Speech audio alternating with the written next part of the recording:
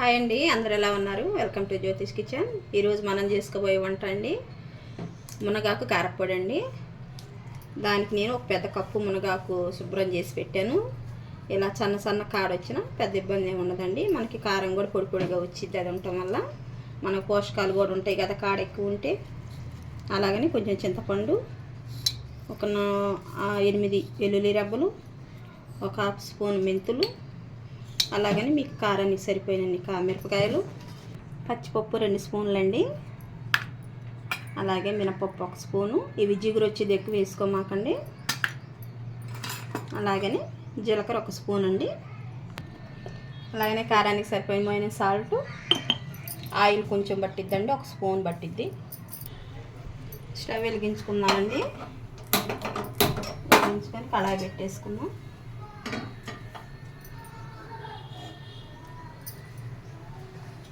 ఇప్పుడు 1 స్పూన్ ఆవాలు వేసుకున్నామండి. మినపప్పు వేసుకున్నాం 1 స్పూను.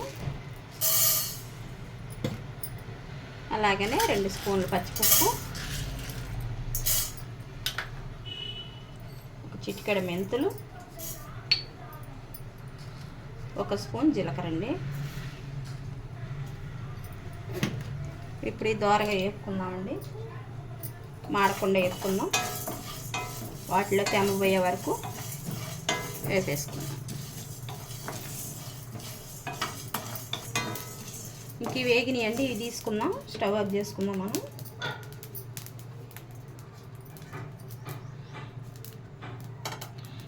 ప్లేట్లో పోసేసుకొని ఆరబెట్టేసుకుందాం.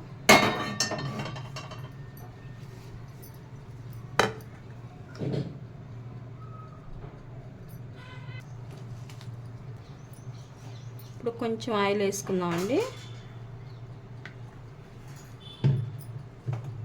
ఇప్పుడు మిరపకాయలు వేసేసుకుందాం. మిరపకాయలు కూడా వేసుకుందాం.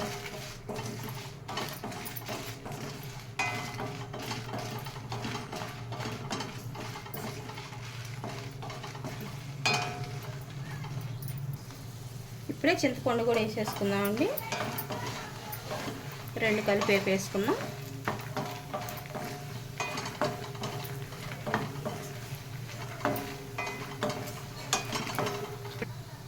ఇప్పుడు వేగిపోయాయి, తీసుకుందాం.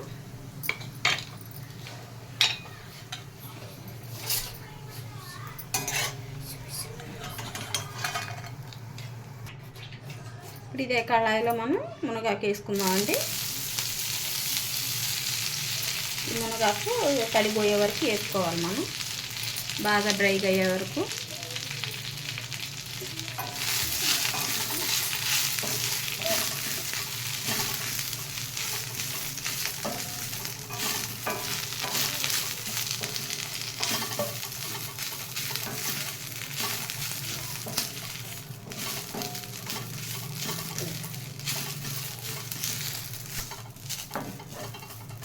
దగ్గరకు వచ్చిందండి.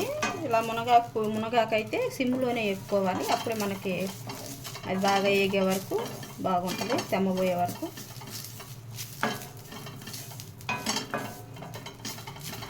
ఒక 5 నిమిషాలు అలా వేపుకున్నామంటే సరిపోయిద్దండి సిమ్లో. మనకి మునగాకు ఫ్రై అయ్యిందండి. మనం స్టవ్ ఆఫ్ చేసేసుకున్నాం. ఒక 10 నిమిషాలు చల్లార పెట్టుకొని మనం పొడి చేసుకుందామండి. చల్లగా అయినాయండి. మనం ఇప్పుడు ముందు ఈ పప్పులు వేసేసుకొని వద్దాం. పొడి ఈ మిక్సీ పట్టుకొని వస్తాను నేను. ఈ పొడి చేసుకున్నాం కదండి. ఇప్పుడు ఎండుమిరపకాయ, చింతపండు కలిపి వేసేసుకుందాం. కొంచెం ఒక చిటికెడ సాల్ట్ వేసుకుందామండి, బాగా నలిగిపోతాయి.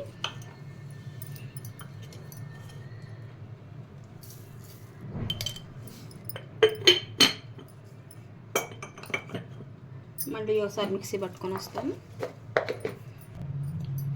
ఇప్పుడు ఇలా మిరపకాయలు వేసి పేస్ట్ చేసుకున్నాం కదండి, చింతపండు మిరపకాయ. ఇప్పుడు అవన్నీ పేస్ట్ వేసుకుని వచ్చాం కదా పొడి. ఇప్పుడు మునగాకు వేసుకుందాము. మనకు బాగా చల్లగా అయిపోయింది. మునగాకు వేసి ఒక 2 సార్లు అలా అన్నానండి, బరగబరగ్గా. ఇప్పుడు మనం చిన్నులపాయలు వేసుకున్నాం.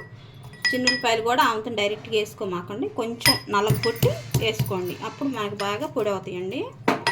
లేదంటే చిన్నులపాయలు కొన్ని పాయలుగా ఉండిపోతాయి. ఇలా పై పొట్టుతోటి వేసుకోండి. పై పొట్టుతోటి వేసుకుందంటే కారం మనకు పొడి పొడిగా వచ్చింది.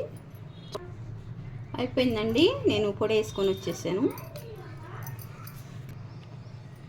అయిపోయిందండి మునగాకు పొడి. ఇడ్లీలోకైనా దోశలోకైనా చాలా బాగుంటుందండి. వేడి అన్నంలోకి కూడా బాగుంటుంది. కొంచెం నెయ్యి వేసుకుంటే బాలింతలకు ఇంకా మంచిదండి ఇది. మా వంట కనుక మీకు నచ్చినట్టే లైక్ చేయండి, షేర్ చేయండి, సబ్స్క్రైబ్ చేయండి. థ్యాంక్ యూ అండి.